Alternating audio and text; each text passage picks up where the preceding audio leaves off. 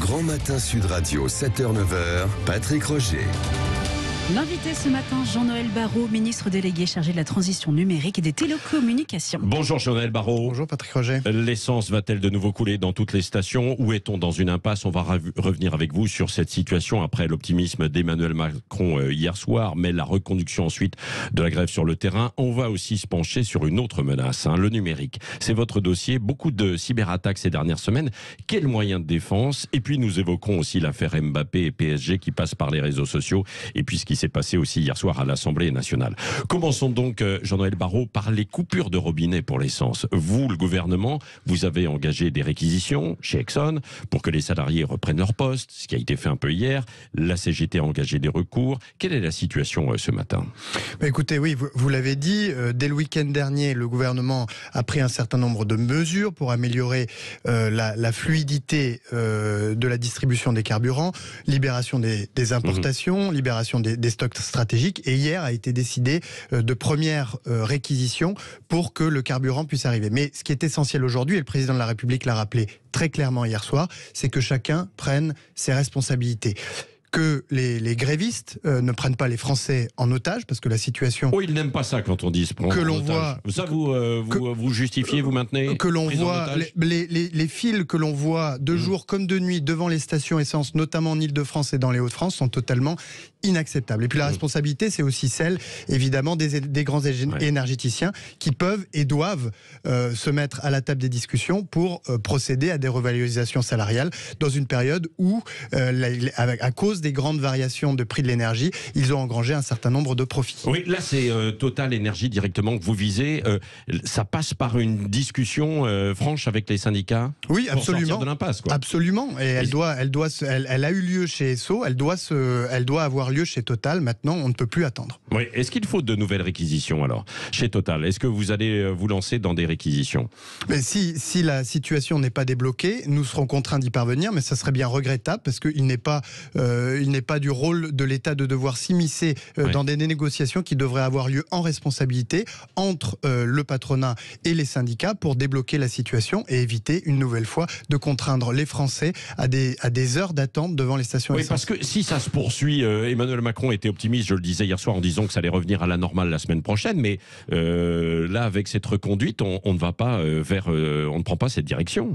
En tout cas, il faut que ça puisse être le cas. Je crois que nous traversons des crises d'une ampleur inégalée sur le plan géostratégique, sur le plan énergétique, sur le plan sanitaire aussi, avec une reprise de l'épidémie. Je crois que chacun doit se comporter en responsabilité, soit les responsables patronaux, les responsables syndicaux, et éviter de laisser les Français dans la situation dans laquelle ils se trouvent aujourd'hui. Oui, dites-moi, Jean-Noël Barrot, vous appartenez au MoDem. Votre famille politique, hier soir, a soutenu un amendement taxant les superdividendes des entreprises. Il a été adopté, faisant apparaître quelques fractures au sein de la majorité, puisque ce n'était pas un texte qui était soutenu par la majorité. Pourquoi ce texte? Alors, sur la forme, d'abord, il arrive relativement fréquemment que des groupes de la majorité, que ce soit Renaissance, Horizon ou le MoDem, fassent des propositions. Il s'avère qu'hier soir, l'une de ces propositions a été adoptée. Sur le fond, c'est une idée qui est défendue de longue date, celle du prélèvement forfaitaire unique par Jean-Paul Mattei, le président des députés MoDem. La question est de savoir comment cette idée, en tout cas de manière très circonscrite, va s'articuler avec la contribution qui a été décidée au niveau européen pour mettre à profit les grands énergéticiens qui, du fait des variations des prix de l'énergie, ont engrangé des profits plus importants que les années précédentes. Oui, mais c'est la taxe super dividende, c'est pas celle des super profits voulue par la NUPS, si? C'est pas du tout celle voulue par la NUP, puisque la NUP veut taxer tout le monde tout le temps. C'est une proposition qui consiste à taxer de manière transitoire les distributions de dividendes qui dépasseraient les niveaux précédemment atteints. Une nouvelle fois, la question de fond est de savoir comment cette proposition peut s'articuler avec la contribution décidée au niveau européen, qui va être actée dans les prochaines heures, si ça n'a pas déjà été fait cette nuit au niveau français, et qui est une volonté française et européenne européenne de mettre à contribution les grands énergéticiens. Mais est-ce que ça ne va pas laisser des traces au sein de la majorité, parce que c'était contre l'avis du gouvernement, Jean-Noël Barrot? Je l'ai dit, il arrive fréquemment que des groupes de la majorité fassent des propositions qui parfois sont adoptées. Ouais. C'est le rôle du Parlement que de faire ces propositions. Le fond de la question est de savoir comment cette proposition s'articule avec celle que la France a défendue au niveau européen et que nous allons acter très prochainement. Avant de parler des cyberattaques d'une façon générale, est-ce que dans la guerre Russie-Ukraine, il y a aussi cette bataille sur le numérique avec des conséquences chez nous? Je veux dire directement les attaques, par exemple, contre les hôpitaux, des mairies, est-ce qu'elles ont un lien avec cette guerre? Elles n'ont pas nécessairement un lien direct. En tout cas, il n'y a pas eu dans les premiers mois de la guerre de surcroît d'attaques. Mais cela dit, les attaques sont en progression constante, indépendamment de la guerre en Ukraine.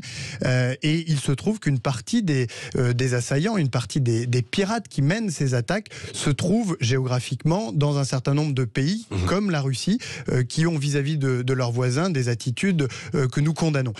Face à cette menace, le gouvernement agit et agit avec vigueur. Ça, parce que j'ai vu que vous alliez, il y a une agence nationale qui existe. Là, vous allez mettre davantage de moyens, c'est ça? Oui, les attaques qui ont été perpétrées ces dernières semaines à l'hôpital de Corbeil-Essonnes, à la mairie de Caen ou au département de Seine-Maritime dimanche dernier nous rappellent que la menace cyber est une grande menace de notre temps. Et face à cela, nous avons un certain nombre de réponses. L'Agence nationale pour la sécurité des systèmes d'information, dont l'excellence est reconnue dans le monde entier, va être renforcée dans ses effectifs avec une 50aine d'effectifs supplémentaires, comme l'a décidé la Première ministre. Et cela va nous permettre à la fois de prévenir ces attaques avec des programmes de prévention, notamment pour les organismes d'importance vitale comme les collectivités, les administrations et les hôpitaux. Et puis lorsque des attaques surviennent, eh bien d'accompagner les entreprises, les collectivités, les particuliers dans la remédiation, c'est-à-dire la réparation des dégâts qui sont causés. Oui, parce qu'on pourrait être la cible en fait d'attaques qui paralyserait le pays. Ça, c'est un scénario qui est envisagé sur le numérique. Lorsque je me suis rendu à Corbeil-Essonnes après l'attaque qui a frappé cet hôpital, j'ai été frappé de la brutalité des conséquences de cette attaque, avec des communications électroniques mises à plat, des communications électroniques aussi basiques que les emails, la téléphonie ou les alarmes en salle de naissance.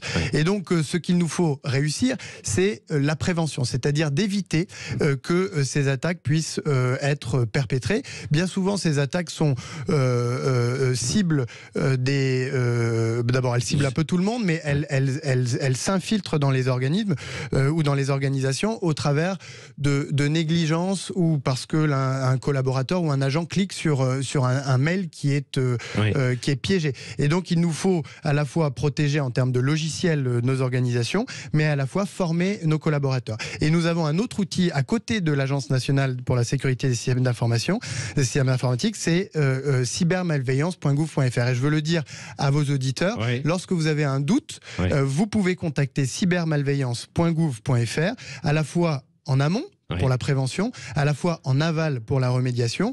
Ce site a été saisi 176 000 fois l'année dernière et apporte des solutions très concrètes, que vous soyez particulier, entreprise, association ou collectivité. Oui, un mot aussi en lien avec la crise de l'énergie. Est-ce que les particuliers vont se voir couper l'accès à Internet à distance là, pendant l'hiver? Est-ce qu'il peut y avoir des délestages? Vous l'avez évoqué. Non, alors le secteur du numérique et des télécoms fait sa part de l'effort en trouvant tous les moyens pour réduire sa consommation énergétique. Et parmi les engagements qui ont été pris par les opérateurs télécoms, il y a celui de baisser la température, de baisser la lumière dans leurs locaux de bureaux et de commerce.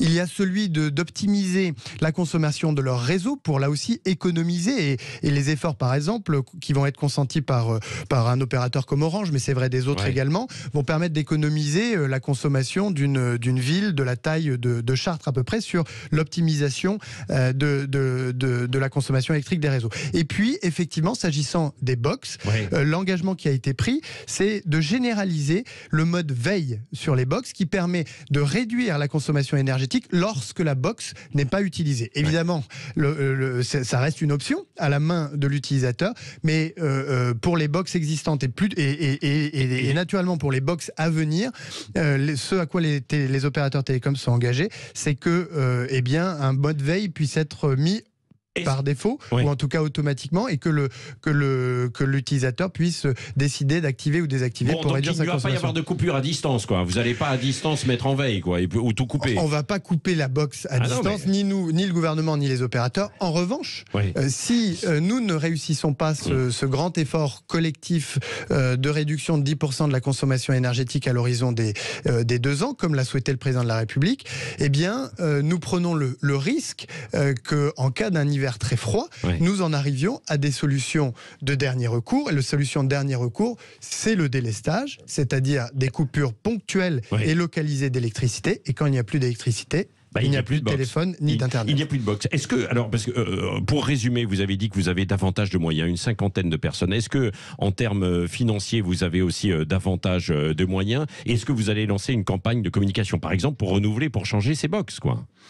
Alors, pour l'ANSSI, c'est-à-dire l'agence qui lutte contre la menace cyber et pour la cyber en général, nous avons avec France 2030 un plan pour accélérer et pour transformer les moyens cyber en France, et notamment en permettant aux entreprises de ce secteur-là de se développer, de grandir et d'offrir des offres souveraines de cyberdéfense pour notre pays.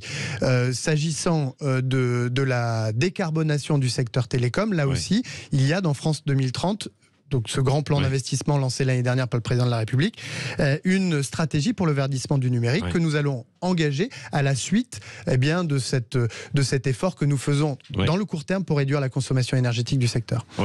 Jean-Noël Barrot, sans rentrer dans les détails, mais quand même c'est une question de souveraineté. Où en est-on là des transferts de données aux Américains? Est-ce que les Français peuvent avoir des garanties, les Français et les Européens? Oui, alors la France et l'Europe sont très engagés dans la protection des données des Européens. Aujourd'hui, ces données, elles sont stockées et elles transitent au travers de solutions qui sont bien souvent américaines. Et aux États-Unis, le président dispose du droit de réquisitionner ces données en cas de menace sur la sécurité intérieure. Et c'est évidemment inacceptable pour les Européens de voir leurs données réquisitionnées. C'est la raison pour laquelle nous avons décidé, avec le président de la République, la première ministre Bruno Le Maire, de faire en sorte que les administrations, lorsqu'elles collectent et stockent des données des Français, le fassent dans des solutions qui sont immunes à cette faculté des États-Unis de réquisitionner les données européennes. Alors, il y a effectivement une décision prise aux États-Unis hier pour essayer de se conformer aux règles de protection des données en Europe, à la RGPD en particulier. La Commission européenne, les CNIL européennes vont analyser cette décision américaine pour voir si effectivement elle conduise à une meilleure protection des données personnelles des Français. Des Français qui peuvent s'inquiéter, oui, bien sûr. Une question d'actualité, dernière question, Jean-Noël Barrot. Selon une enquête de Mediapart, le PSG aurait payé une agence numérique pour nuire à certains joueurs, enfin, ou contre-attaquer. Est-ce que vous avez été saisi ou est-ce que vous allez vous saisir de cette histoire? En fait, on est saisi plus généralement de tous ces problèmes de désinformation et de manipulation dans l'espace numérique. Et c'est la raison pour laquelle, avec la ministre de la Culture, la ministre des Affaires étrangères, nous allons lancer les états généraux de l'information souhaités par le président de la République pour adresser un certain nombre de ces problèmes et faire en sorte que l'information soit de qualité et que quand on... Parce que si c'était confirmé cette histoire, est-ce que c'est légal ou pas? Le PSG dément, mais bon... Avoir eu recours à une agence. En tout cas, ça n'est pas des comportements qui sont souhaitables dans l'espace numérique. Et donc, l'objectif de ces états généraux de l'information, qui vont commencer d'ici la fin de l'année, c'est de lister l'ensemble des sujets non traités encore dans l'espace numérique pour pouvoir apporter une sécurité, une qualité de l'information, pour pouvoir faire en sorte que les journalistes, ceux qui produisent l'information véritable, puissent être rémunérés correctement, et pour faire en sorte que dans l'espace numérique, on n'ait pas comme ça une propagation de la haine, de la violence, de la désinformation. Mais il n'y a pas que les journalistes, etc. C'est les trolls, ce qu'on appelle les trolls. Il peut y avoir une chasse aux trolls, c'est pas légal, les trolls, ou c'est légal? Il y a un certain nombre de règles à redéfinir dans l'espace numérique pour assurer ou pour garantir d'une part la qualité de l'information et d'autre part un partage ou en tout cas un partage de l'information et un espace public numérique, puisqu'aujourd'hui vous le savez, on est dans un espace numérique qui est complètement fractionné, on est enfermé bien souvent dans des bulles de filtres où on ne voit que l'information qui correspond à certaines de nos préférences et de nos croyances, et on finit par ne plus savoir la manière ou à ne plus être confronté à des oppositions contraires aux nôtres. Jean-Noël Barrot, ministre délégué en charge de la transition numérique et des télécommunications, était l'invité de Sud Radio. Merci. Merci beaucoup.